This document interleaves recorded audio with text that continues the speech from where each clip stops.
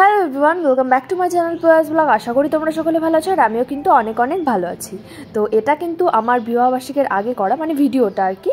তো আমি বিবাহবার্ষিকীর আগে কিন্তু বাপের বাড়ি গিয়ে 4-5 দিন থেকেছিলাম। আর তার মাঝখানে কিন্তু আমার দু জায়গায় সাজানো ছিল।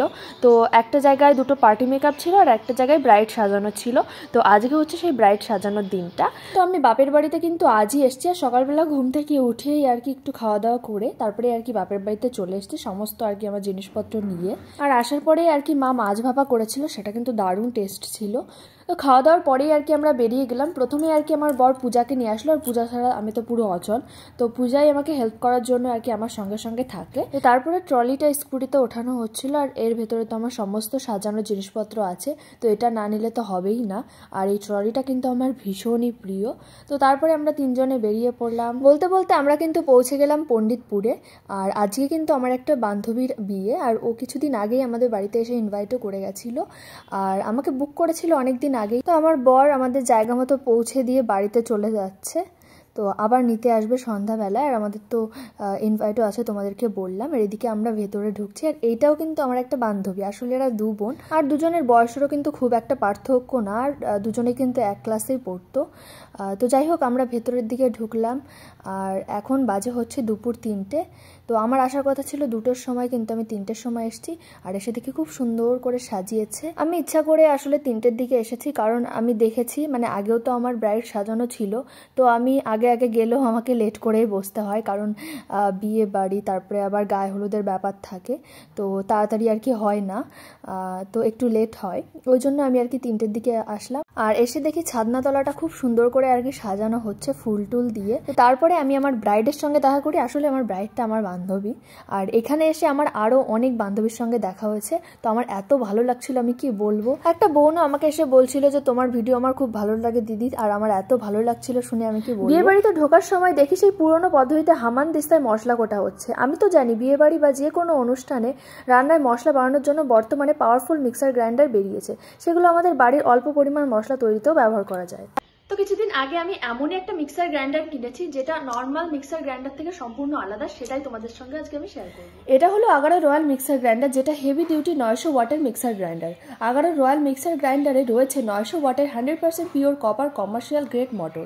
এটাতে তোমরা খুব সহজে শক্ত জিনিস যেমন নারকেল, আদা, হলুদ আরও অন্যান্য জিনিস গ্রাইন্ড করতে পারবে। আর এর সাথে তোমরা পাবে 3টে জার এবং একটা মেইন বডি। এবিএস-এর তৈরি এর মেইন বডি অনেক রোবস্ট। যদি এটাকে তোমরা একটু তুলে ধরো তাহলে আন্দাজ করতে পারবে। এখানে দেওয়া আছে এর স্পিড লেভেল। এটা হলো অফ, এরপরে আছে লো, মিডিয়াম এবং হাই। হাই লেভেল থেকে সরাসরি ঘুরিয়ে অফ করা যায়। নিচে আছে হুইপ বা ইনচার্জ ফাংশন। যতক্ষণ এটা প্রেস করে রাখবে ততক্ষণ মেশিন চলবে, আর রিলিজ করে দিলেই মেশিনটা অফ হয়ে যায়। এর কাপলারও অনেক হেভি ডিউটি। নর্মাল মিক্সার গ্রাইন্ডারে এটা তোমরা প্লাস্টিকের দেখতে পারবে, কিন্তু এর মাঝের অংশটা হেভি ডিউটি মেটালের তৈরি। এর দুপাশে এয়ার ভেন্ট রয়েছে, আর এই এয়ার ভেন্টের ওপরে ছোট্ট যে অংশটা রয়েছে এটার জন্য এর ভেতরে জল ঢুকতে পারে না। এবার দেখি জারগুলো। সব থেকে ছোট হলো 400 ml এর ড্রাই মশলা গ্রাইন্ডিং জার, এরপরে 1 লিটারের চাটনি গ্রাইন্ডিং জার, আর সব থেকে বড় 1.75 লিটারের ওয়েট গ্রাইন্ডিং জার। এবার একটা একটা করে জারগুলো দেখে নিই। সব থেকে ছোট যে মশলা গ্রাইন্ডিং জার, এটা খুব হেভি ডিউটি জার। এর নিচের অংশটা মেটালে, অর্থাৎ জারের বেসটা প্লাস্টিকের নয় মেটাল। এর ব্লেডগুলো হেভি ডিউটি হার্ডনেস স্টিলের তৈরি। এর মেন বডি অনেক শক্ত স্টিলের। এর ঢাকনা একটা সিলিকন রাবার রয়েছে, ফলে লিকেজের সম্ভাবনা নেই। এটা মিডিয়াম সাইজের জার। এর বেসটাও মেটালের এবং বডিও অনেক শক্ত। এটা হলো বড় জার। এর বেসটা মেটালের আর ঢাকনাটা ডোম শেপের। আর এটা আটকানোর জন্য 3টে ক্লিপ রয়েছে। ঢাকনার উঁচু অংশটা খোলাও যায়। এই দিক দিয়ে এক্সট্রা কিছু অ্যাড করা যায় গ্রাইন্ডিং এর সময়। এটাতে তোমরা পাবে heavy duty power cut with overload protection. এর অ্যান্টিস্কিড বেসের জন্য যখন এটা চালানো বা ব্যবহার করা হয় তখন এটা সরে যায় না। তো চলো এবার এটা তোমাদেরকে ব্যবহার করে দেখাই। সবার প্রথমে ড্রাই গ্রাইন্ডিং জারে আমি ভাজা জিরে গুঁড়ো করে নেব। 900 ওয়াটের এই পাওয়ারফুল মিক্সার গ্রাইন্ডার অনেক শক্ত জিনিস যেমন শুকনো হলুদ গুঁড়ো করতে পারে খুব সহজেই। এদিকে কিন্তু আমার জিরে গুঁড়ো করা হয়ে গেছে, আর দেখতেই পাচ্ছ কত সুন্দর মিহি জিরে গুঁড়ো হয়েছে। তো এবার আমি মাংস রান্নার জন্য কিছু মশলা করে নেব। সেটার জন্য আমি মিডিয়াম জারটা নিয়েছি, আর তার মধ্যে আমি লঙ্কা, জিরে, রসুন, আদা সমস্ত কিছু আর কি দিয়ে দিচ্ছি। দেওয়ার পরে তার সঙ্গে একটু জলও অ্যাড করে দিচ্ছি। তারপরে আমি ঢাকনাটা লাগিয়ে বসিয়ে দিলাম আর মশলা করা শুরু করে দিলাম। এদিকে আমাদের মাংসের মশলা করাও হয়ে গেছে, আর দেখতেই পাচ্ছ কত সুন্দর আর কি মশলাটা হয়েছে। এবার আমি বড় জারটাতে একটু মিল্কশেক করে নেব। তার জন্য আমি এর ভেতরে দিয়ে দিয়েছি আমন্ড, কাজু, কিশমিশ, একটা কলা, আর তার সঙ্গে অ্যাড করেছি একটু চিনি আর দুধ। তারপরে ওপরের ঢাকনাটা লাগিয়ে কয়েক সেকেন্ডের মধ্যে তৈরি হয়ে গেল মিল্কশেক, তো দেখতেই পাচ্ছ। আর তারপরে মিল্কশেকটা ঢেলে নিলাম গ্লাসে। এখানে 3টে জারে কিন্তু আমি ব্যবহার করেছি, তাই 3টেই কিন্তু নোংরা হয়েছে। আর এটা কিন্তু তোমরা বাড়িতে নর্মালি বাসন মাজার জন্য যা ব্যবহার করি সেটা দিয়ে আর কি পরিষ্কার করতে পারবে। আর আমিও কিন্তু পরিষ্কার করে নিয়েছি। প্লাগটা খুলে ওপরে যে কভারটা আছে সেটা খুলেও ভালোভাবে পরিষ্কার করা যায় খুব সহজেই। তো আমি এটা অ্যামাজন থেকে নিয়েছি, তোমরাও যদি নিতে চাও তাহলে আমি ডেসক্রিপশন বক্সে লিঙ্ক দিয়ে দেবো, এখান থেকে তোমরা অর্ডার করে নিতে পারো। তারপরে আমি শাড়ি পরানো শুরু করে দিলাম। আর শাড়ি পরাতে পরাতে সবার সঙ্গে গল্পও করছিলাম, যেহেতু বান্ধবীদের সঙ্গে এতদিন পরে দেখা হয়েছে। আমরা কিন্তু ক্লাস 5 থেকে সবাই মিলে একসঙ্গেই পড়াশোনা করেছি হরিতলা স্কুলে, হরিতলা তারকদাস বিদ্যাপীঠে। 12 পাস করার পরেই তেমনভাবে কোনো বন্ধুবান্ধবের সাথে দেখা হয়নি। তারপরেই তো করোনা চলে আসলো, আর করোনার জন্য বাড়ি থেকে বেরোনোই হতো না। আর কলেজেও সেভাবে যাওয়া হতো না, খুব কম পরীক্ষার সময় আর দরকার পড়লে যাওয়া হতো। আর করোনার মধ্যেই কিন্তু আমার ভাই হয়েছিল, ওই জন্য আর কি বাড়ি থেকে বেরোনোই হতো না। মা তো ভীষণই ভয় পেত যে ভাই এখনও ছোট, তো আমরা ঘরের থেকেই বেরোতাম না। আমরা সূর্যের আলো পর্যন্ত দেখিনি কিছুদিন। তো আমরা যদি হঠাৎ করে বাড়ি থেকে বেরোতাম তখন পাড়ার লোকজন সবাই হাসাহাসি করতো, এই তোরা বাড়ি থেকে বেরিয়েছিস কেন, তাড়াতাড়ি ঘরে ঢোক, তাড়াতাড়ি ঘরে ঢোক, এইভাবে আর কি সবাই মিলে হাসাহাসি করতো। আর বাজারঘাটের কথা তো বললামই না, কারণ বাজারঘাটের ভীষণই অসুবিধা হতো। তো বাড়ি থেকে তো বাজারঘাট করতে বেরোতো না।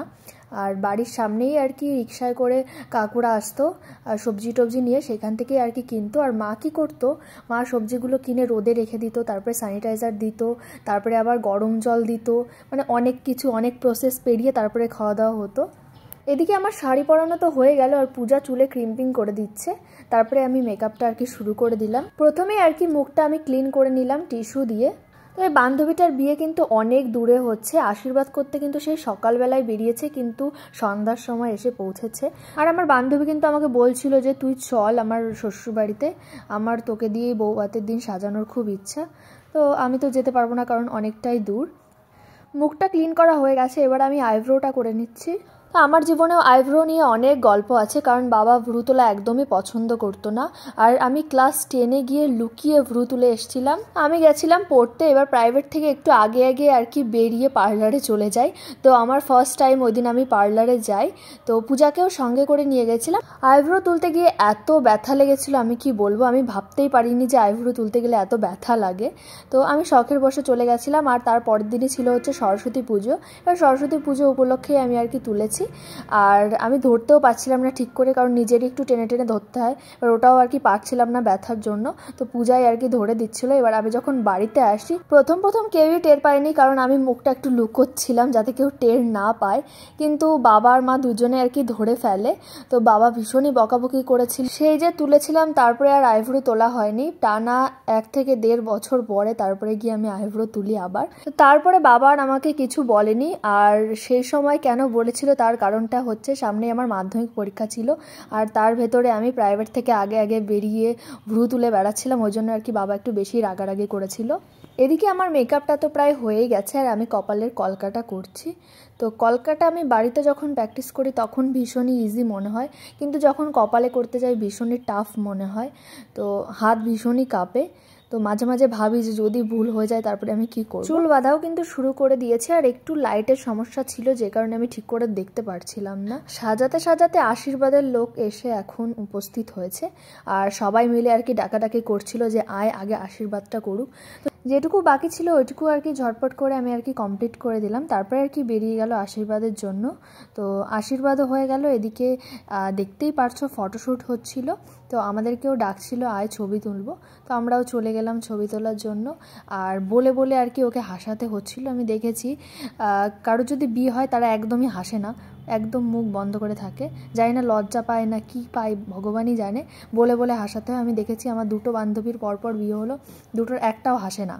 তো বলে বলে বলে বলে আর কি হাসাতে। ক্যামেরাম্যানরা যদি বলে যে একটুখানি হাসো, না হলে ভালো লাগছে না, একটুখানি আলতো করে হাসবে, দাঁত বের করবে না, মানে লজ্জাবতী লতা। বিয়ের সময় সব মেয়েরা বলতে কি অনেক মেয়েরা আছে খুব এনজয় করে, আবার অনেকে আছে এরকম লজ্জা পায়। তো যাই হোক, এদিকে আমরা কিন্তু ভীষণই এনজয় করছিলাম। আমার কিন্তু ছবি তুলতে বেশ ভালো লাগে। তো বিয়ের আগে আগে কোয়েল আমাকে ছবি তুলে দিত, আর কোয়েল কিন্তু দারুণ ছবি তোলে। তো বিয়ের আগে তো প্রথমে আমি টিকটক ভিডিও করতাম, তারপরে ইনস্টাগ্রামে রিলস করতাম, আর ছবি যখন পোস্ট করা হতো তখন কোয়েল আমাকে খুব সুন্দর সুন্দর আর কি ছবি তুলে দিত। আর বিয়ের পরে কিন্তু আমার বরই আমাকে ছবি টবি তুলে দেয়, কিন্তু এই ছবি তোলার দিক থেকে আমার বরই সব থেকে বেশি কাঁচা আর কি। তো আমিও মোটামুটি ছবি তুলতে পারি, বড়দিও ভালো ছবি তুলতে পারে, বড়দাও পারে। সব থেকে ভালো ছবি তোলে হচ্ছে রজতদা, সৈকতও ভালো ছবি তুলতে পারে, শুধু আমার বরই একটু কাঁচা। তাও কিন্তু আমার বর আমাকে ধৈর্য সহকারে অনেক ছবিও তুলে দেয়, আবার ভিডিও করে দেয়। এদিকে বন্ধু বান্ধবীদের সঙ্গে দেখা হওয়ার পরে আমরা তো ছবি তুলতে তুলতে পাগলই হয়ে যাচ্ছিলাম, ক্যামেরার সামনে থেকে নড়ছিলামই না। সাজাতে সাজাতে একটু খিদেও পেয়ে গেছিলো, তারপরে আমরা চলে আসলাম কফি খেতে। তো কফিটা প্রথমে যখন মুখে দিই, আমার প্রত্যেকবারই কোনো বিয়ে বাড়িতে গিয়ে যখন আমি কফিটা মুখে দিই প্রথমেই আমার মুখটা আর কি পুড়ে যাবে, জিভটা পুড়ে যাবে, এটা হবেই, এটা আমার সঙ্গে হয়েই থাকে। তারপরে কফিটা খাওয়ার পরে আবার ভেতরে এসে বসলাম, আর এদিকে ফটোশ্যুট চলছিল। তো ওড়না টোড়না নিয়ে আর কি পোস্ট দিয়ে আর কি ছবি তোলা হচ্ছিলো, দেখছিলাম বসে বসে আর ভিডিও করছিলাম। তো এদিকে পরপর আমরা 4-5 জন বসেছিলাম, ওইদিকে পূজা, আমি, এদিকে এই বান্ধবীটার নাম হচ্ছে প্রিয়া। তারপরে খাওয়ার জায়গায় আসতে একটা বাচ্চার সঙ্গে দেখা হলো, আর ওই বাচ্চাটা কিন্তু আমাকে দেখে চোখ পিটপিট করছিল আর হাসছিল মিচকি মিচকি। তো আমি কোলে নিতে গেছিলাম, কিন্তু আমার কোলে আসেনি। বলতে বলতে কিন্তু অনেকটাই রাত হয়ে গেছে, প্রায় 8টা মতো বাজে। আর এদিকে আমার বড় আমাকে নিতে চলে এসছে। ও আসলে খাওয়া দাওয়া কিছুই করবে না, কারণ ওর পেটে একটু গোলমাল হয়েছিল, ওই জন্য আমি আর পূজায় আর কি খাওয়ার দিকে আসলাম। আরও আমাদের বন্ধু বান্ধব ছিল, সবাই মিলে আর কি খাওয়া দাওয়া করে নিলাম। আজকের ভিডিওটা আমি এখানে শেষ করছি। ভিডিওটা কেমন লাগলো অবশ্যই তোমরা কমেন্ট করে জানিও। তো আজকের মতো সবাইকে টাটা।